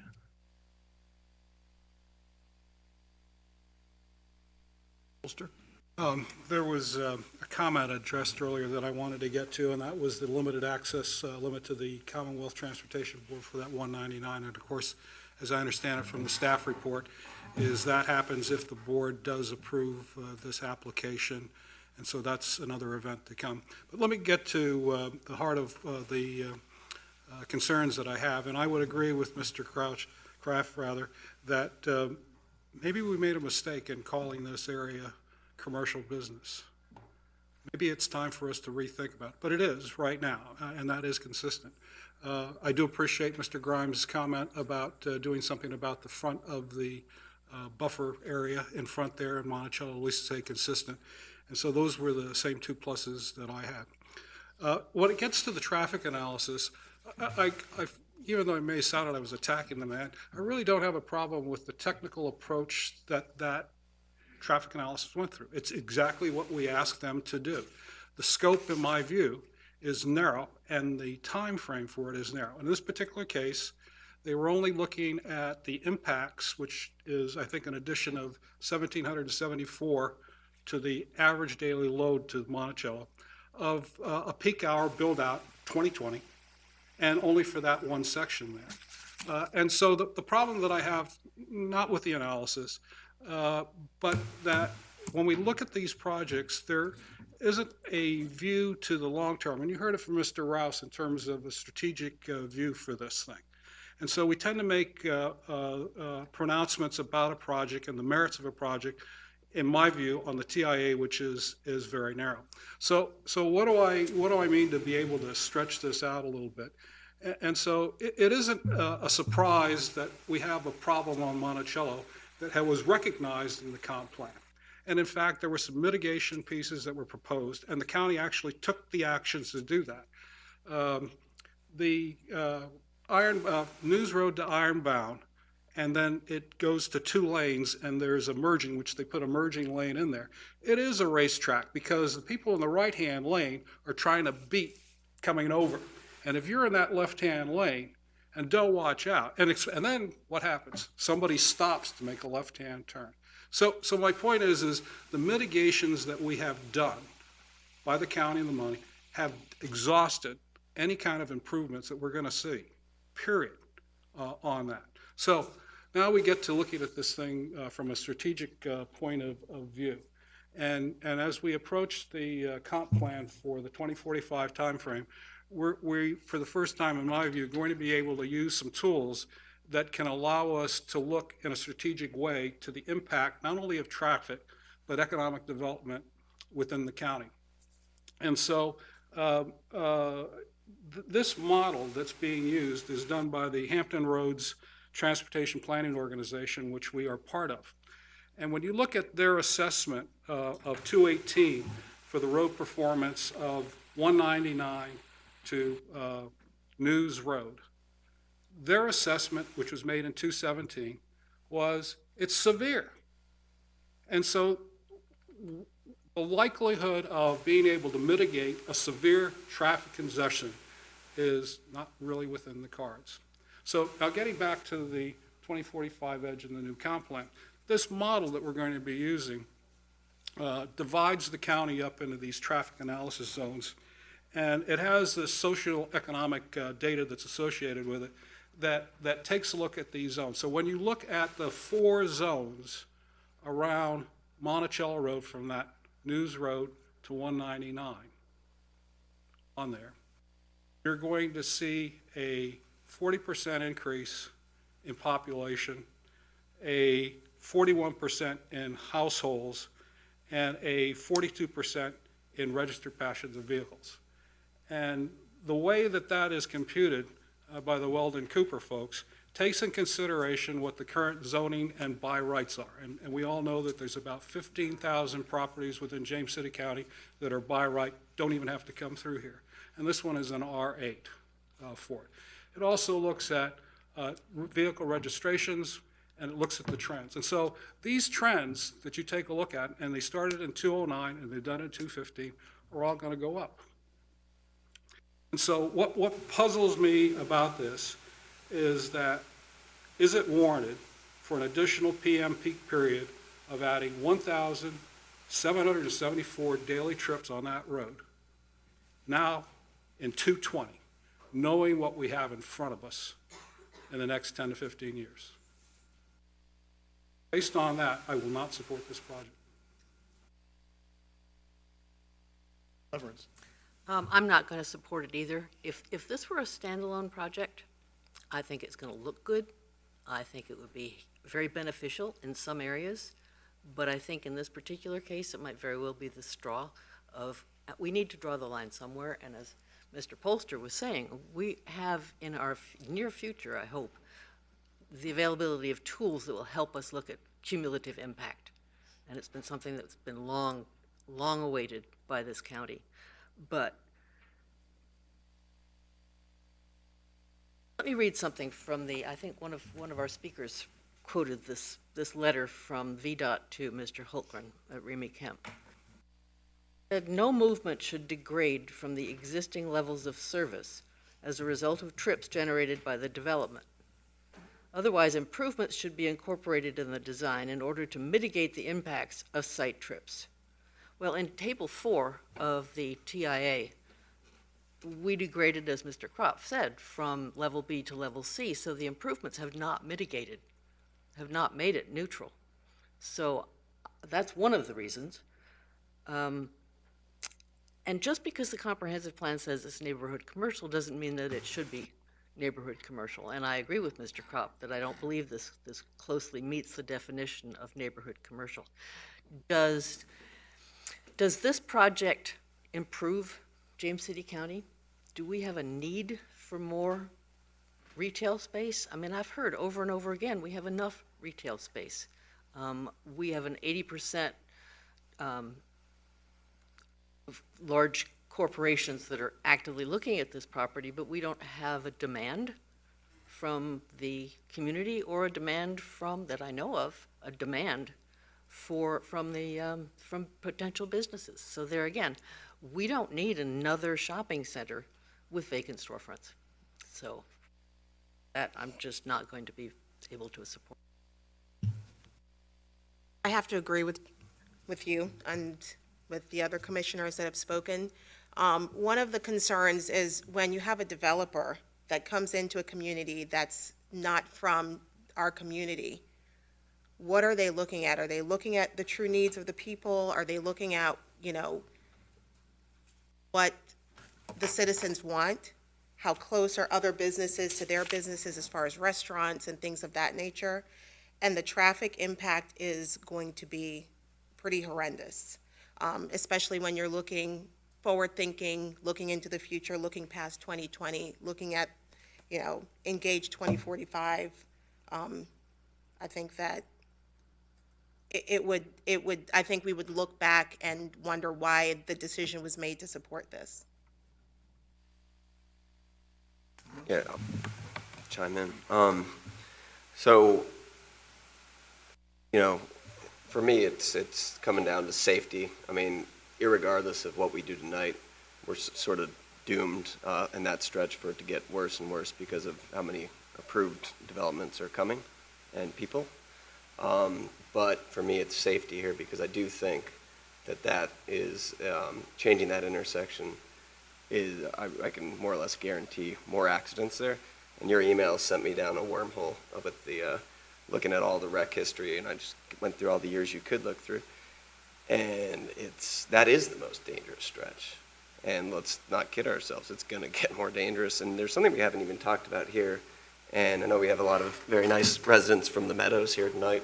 But there are going to be people, if this is approved, that live in the Meadows that might not want to go for the next two intersections. They're going to use this left turn and then shoot through that Duck Donuts parking lot, which is already a narrow, you're always terrified somebody's going to back into you when you're going through there to begin with.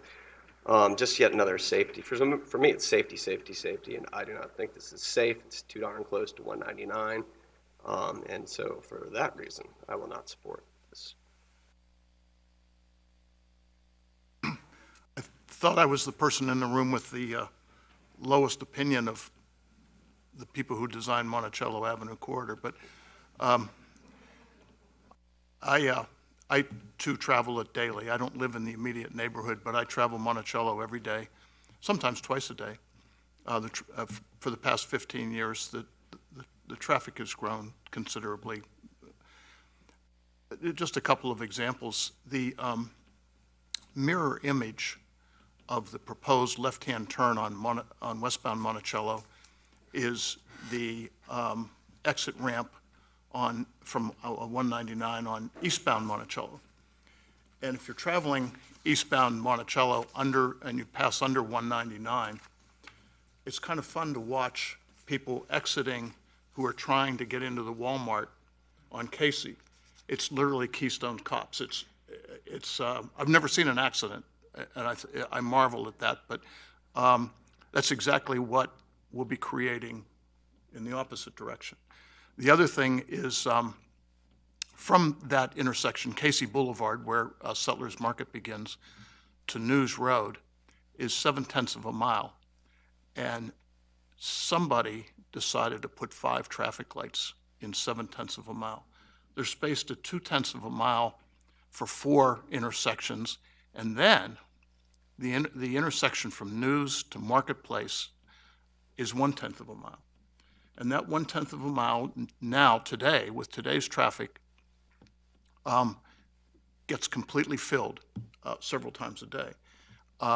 We have 1,100 unbuilt lots in Ford's Colony. We have Powhatan Settlement left to be completed, and several other developments west.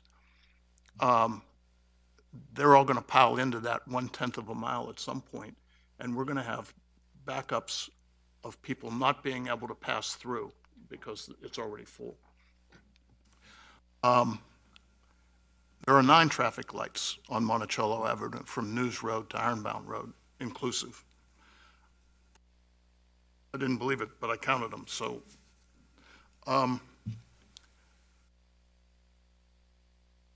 There's no chance to mitigate.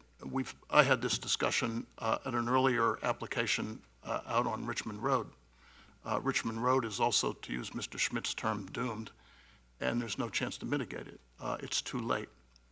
You folks who came here to speak tonight, I appreciate the initiative, but you're 25 years too late. This property was set, this and all of these properties, this was all rural lands 25 years ago. I have friends who hunted in this area, and this is all that's left. These 4 lots, pardon me, are all that's left of what was once open space, forested and farmland.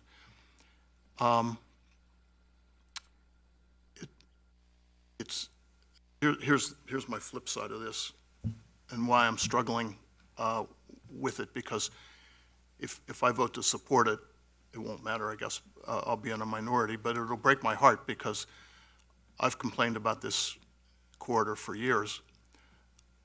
But there are 4 people who own these lots, and they have been left by development around them with property that is going to be very hard to sell if it can't be done commercially. It's not suitable for residential anymore. It once, I'm sure, was an idyllic place to live 25 years ago when Ironbound Road continued down and there was no 199 and no Monticello Avenue and there was nothing but forest or land behind them.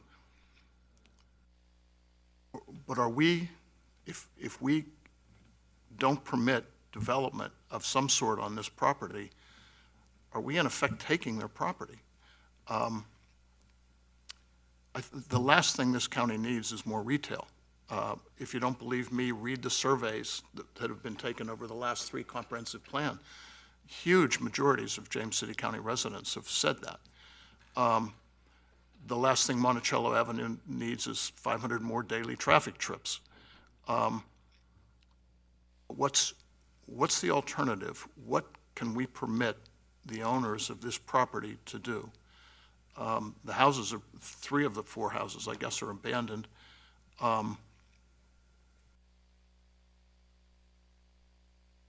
Neighborhood commercial comes as close as I can think of to the appropriate use of this property.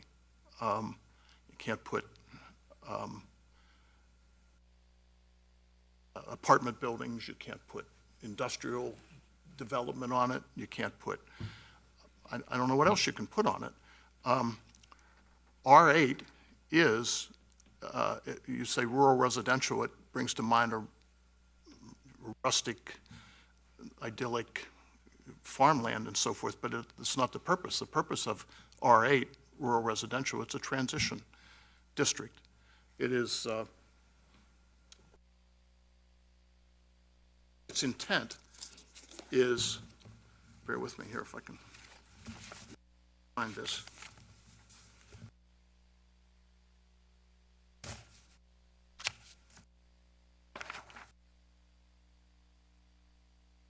This is the intent of the rural residential district. It's intended for application to rural areas of the county which remain, and this is certainly not rural anymore, which remain inside the primary service area where utilities and urban services are planned but not yet fully available, and where urban development may be expected in the near future.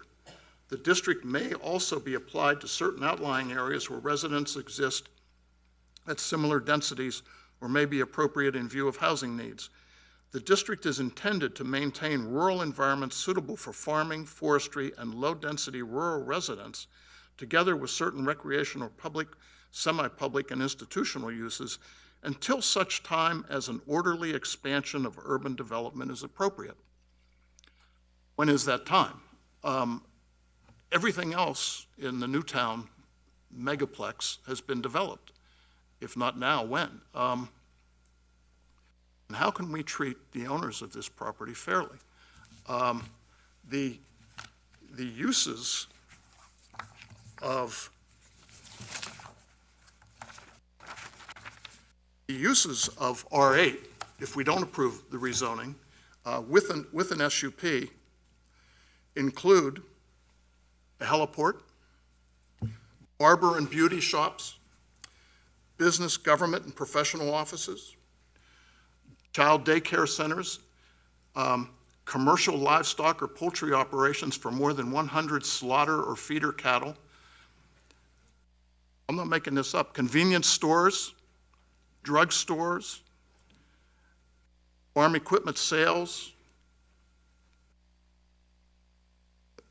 gift shops, antique shops, commercial greenhouses, hospitals, hotels, and motels can be put on this property with an SUP without a rezoning.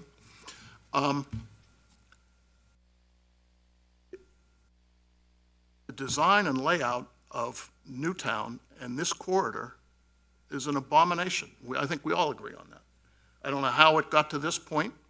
Well, I do know how it got to this point, but because nobody showed up when the county was going through their comprehensive plans. I find it ironic that 430 people signed this petition and only 140 people showed up last week for the forum on the comprehensive plan revision, where the county was begging residents to come and give their input on what can be changed in the next comprehensive plan. This is a very common occurrence over the last, at least the 15 years I've been here. Get off my soapbox here. So I don't know what to do.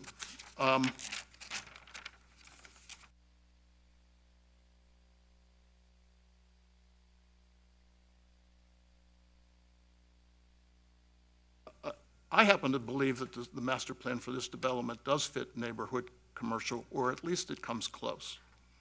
So,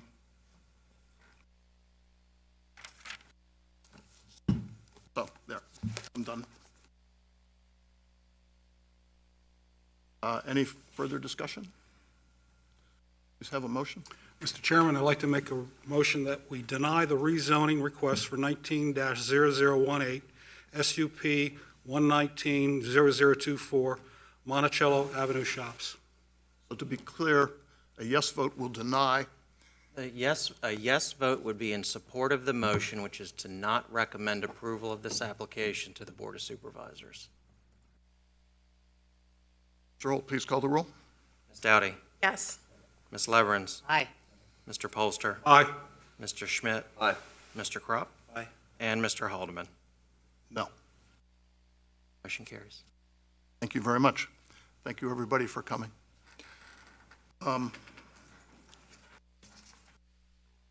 Planning Commission considerations. Mr. Kropp, you have a contribution. I do, actually for a discussion, but I could jump in right now, if that's okay. I just wanted to make a pitch. The timing is good. You mentioned the comprehensive plan and the community forum that we had, the Summit on the Future. And just for everybody's information, Jack and Julia and Tim and I happen to be on the community participation team because we are on the policy committee. And to kick off the public engagement portion of the comprehensive plan, on November the 18th, we had the Summit on the Future, which was open to all citizens at 5 different locations throughout the county, a number of the schools and the government complex here. And the idea was to use polling and real-time feedback from the county to get, from the citizens to get some feedback on how they would like to see the county develop. More than 180 participants joined for the event, but we still want to get as many more citizens to weigh in on it as possible. There was a questionnaire and a visual preference survey as part of the summit, and both of those devices are on the county website, and they're available until December 18th for people to go in and register their preferences. So the short version of the link is https:/jamescitycountyva.gov/3720. Yes?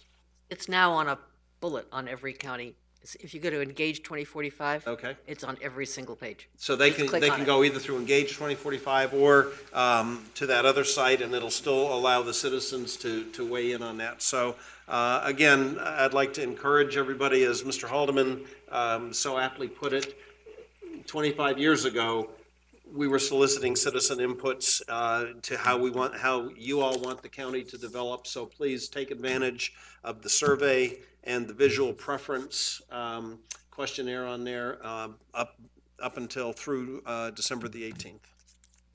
Thank you. Thank you. Any other considerations or? Thank you.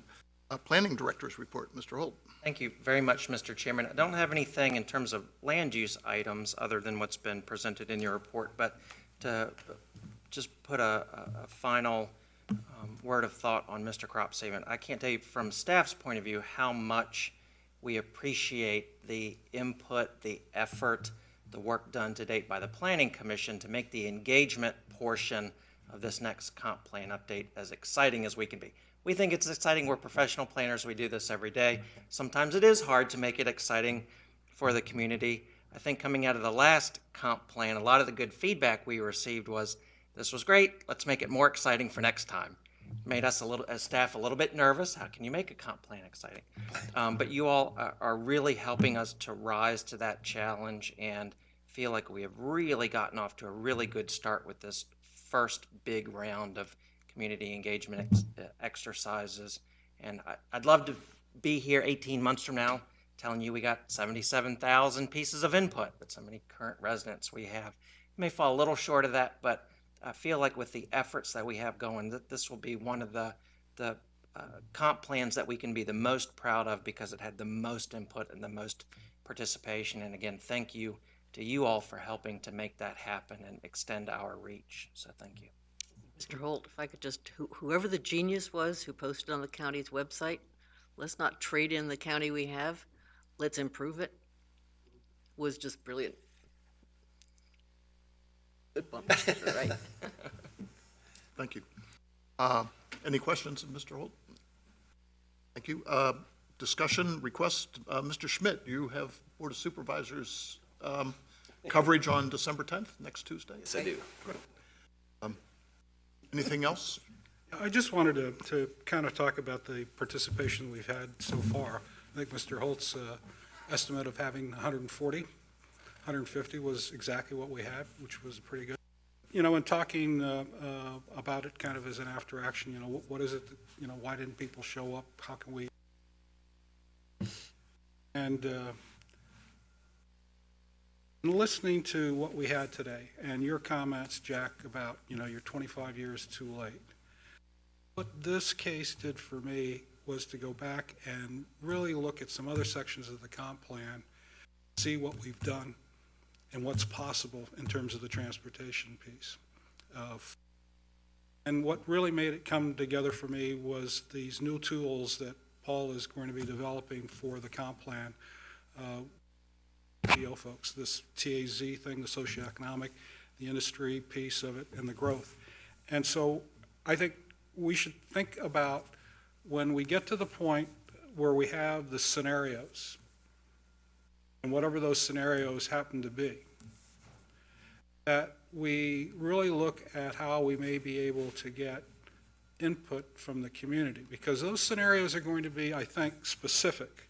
They're not going to be about, you know, protecting green space. They're not going to be about this. They're going to actually, I think, be talking about which areas of the county do you want to see developed, and we should see out of those scenarios alternatives, but we're also going to be able to see the fiscal impact, the impact onto the traffic piece, and I think probably an environmental piece, I hope, to be able to see that. So that when we have those scenarios, you can actually make real to folks what the choices are in front of them, because outside of what I remember when we first came here in '87, green space and that sort of thing was about it. I thought that was neat. And in fact, the county, since that time frame of the 30 years, has done a good job, but it still needs to do more, we think. So having something tangible that we can point the community to say, you know, is this what you want? I mean, this is what this thing is going to spit out. because this is what those population growths are going to occur, and this is where it's going to happen for it. So I'm hoping that we get to that point in the spring, that we'll be able to get more involvement with folks, because we can actually show them what the strategic plan looks like and what the impact is. And that's all I have. May I please have a motion to adjourn? So moved.